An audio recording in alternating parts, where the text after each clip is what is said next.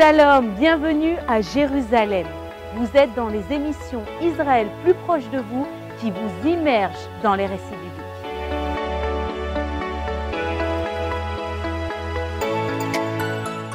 Il est parfois difficile de comprendre l'évolution de Jérusalem. C'est pourquoi nous sommes aujourd'hui dans le lieu où tout a commencé, la cité de David. Selon la Bible, c'est le lieu originel de la vieille ville de Jérusalem.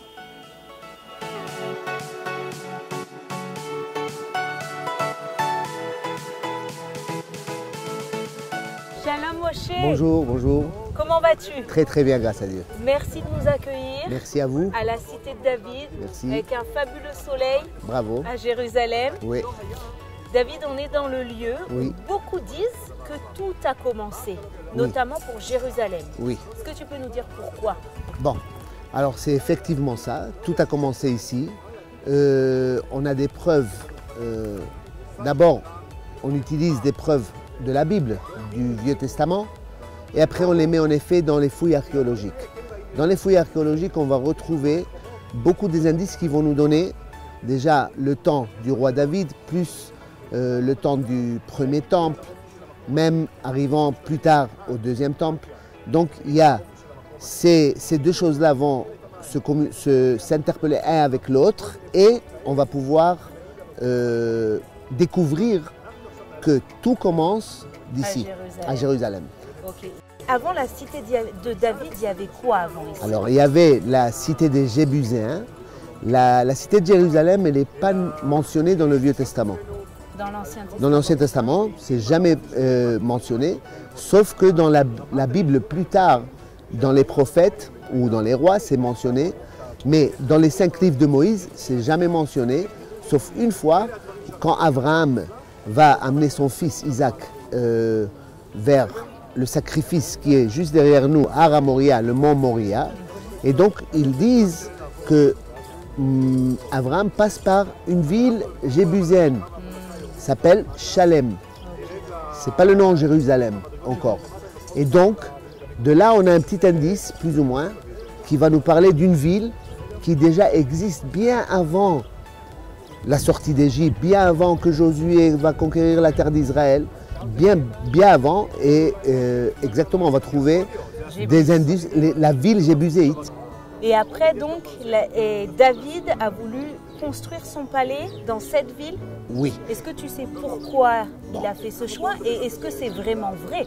Est-ce que c'est des légendes ou il y a vraiment des preuves archéologiques qui prouvent que David et son palais ont vraiment demeuré ici? Bon. Alors, au début, quand ils ont commencé à faire les fouilles, Monsieur Charles Warren, c'est un capitaine de l'armée britannique, il commence à voir que vraiment il y a des indices. Comment est-ce que David a fait la conquête de la ville jébuséenne de Jérusalem?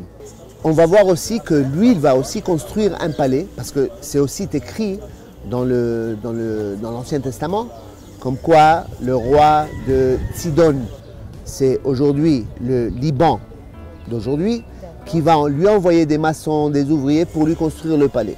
Et aussi, il veut construire le temple. Mais Dieu lui dit, c'est pas toi, c'est pas toi, exactement, c'est Salomon, ton fils qui va construire, parce que toi tu as beaucoup de sang dans tes mains.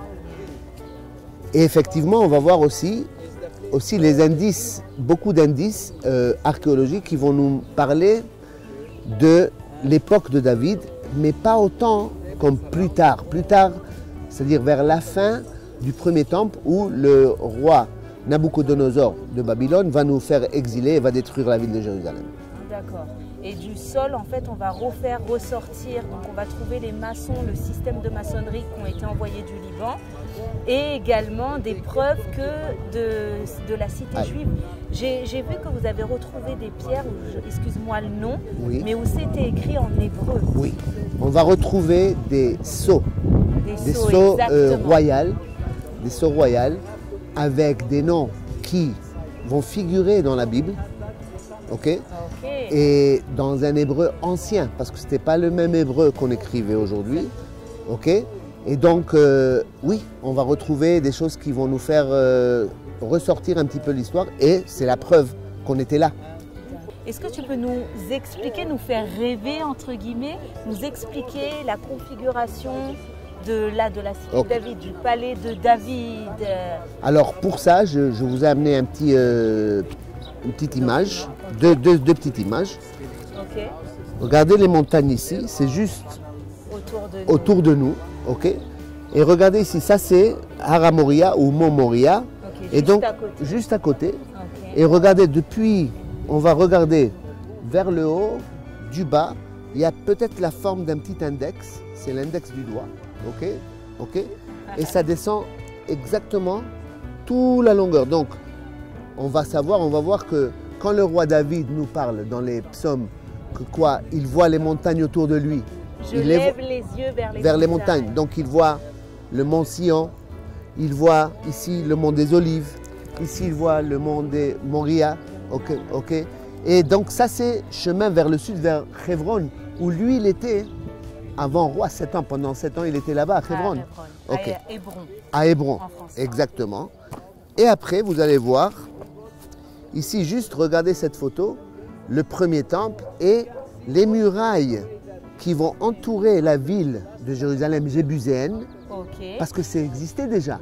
C'est pas que David il vient construire ces murailles-là, ça existe.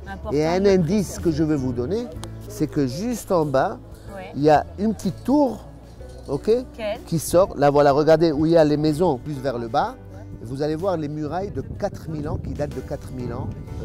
On les voit donc encore aujourd'hui. On les voit aujourd'hui. Qui a construit les murailles là? Les Jébusiens. Ah, les Jébusiens, donc ça existait déjà. Parce qu'on a un indice dans encore une fois, l'Ancien Testament, le Vieux Testament qui nous parle, comment est-ce que David il a conquis la ville de Jérusalem.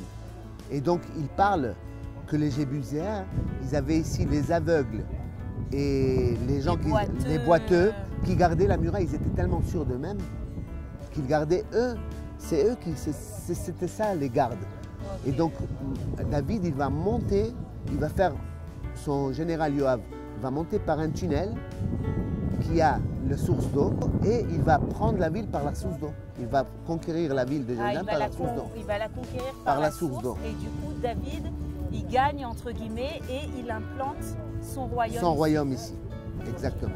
Et j'ai juste une... Est-ce que tu as fini? Oui. Oui. J'ai juste une dernière question très importante. Oui. Donc on a compris, avant c'était une ville jébusienne. Oui. On peut l'appeler la ville de Jébus entre guillemets. Après, il y a eu donc David qui a bâti son palais ici, la cité de David. Oui. Comment c'en est venu pour s'appeler Jérusalem? Ok. Alors, la raison... Comment ça a basculé de la cité de David à Jérusalem? On est bien d'accord, jusqu'à présent, Jérusalem n'existe pas. Exactement. D'abord, on va commencer par le fait que le roi David, c'est le beau-fils du roi Saül. Oui. Le roi Saül, c'était le roi avant que le roi David devienne roi. Mais lui, il vient de la tribu de Benjamin. Il vient de la tribu de Benjamin. Et donc, quand lui, selon la dynastie, elle doit sortir, la dynastie des rois doit sortir de la tribu de Juda, pas de Benjamin. Donc, quand le roi David va prendre la place de roi, parce que le roi Saül va mourir, il va décider de trouver une place qui va s'appeler, on va l'appeler aujourd'hui la Suisse, neutre. Ok? Pour pouvoir réunir toutes les tribus, il y a 12 en total, il faut les réunir quelque part où ça appartient à personne. Okay. Donc la ville de Jérusalem, comme je vous ai dit avant, elle n'est pas mentionnée dans les 5 livres de Moïse. Oui, on ne la connaît pas. On ne la connaît pas. Non. Donc maintenant David, il dit, mais il y a, selon nos ancêtres, on a appris qu'Abraham, il a amené son fils Isaac au mont Moria et que là-bas, Dieu veut qu'on lui construise son temple. Dieu veut qu'on lui construise son temple. Donc il dit, bon, la meilleure place pour construire le temple, c'est de se retrouver ici à Jérusalem, pour pouvoir construire le temple. Qu'en fin de compte, lui, il ne va pas construire. Ouais. Et Jérusalem, la ville de Jérusalem va sortir, va donner vie dès que David amène l'arche de l'Alliance qui était dans les mains des Philistins, dans le sud. Il va l'amener tout un chemin, il va faire tout un chemin, il va l'amener ici. C'est là où déjà on décide de l'appeler la ville de Jérusalem. Ah, c'est à partir de ça qu'on l'appelle la ville de Jérusalem. Exactement. Ok. Vraiment, merci, tu nous as éclairé. Parfois, quand on est en dehors de Jérusalem, on a la chance, nous, d'y habiter, Oui. mais ce n'est pas systématique. C'est pour pas tout le systématique, monde. exactement. Ouais. Merci beaucoup, Moshe, tu nous as vraiment éclairé. Merci à tous pour votre fidélité. Et on se retrouve le mois prochain pour de nouveaux reportages, de nouvelles aventures en Israël. Et on vous envoie plein de bénédictions depuis Jérusalem, depuis la cité de David. À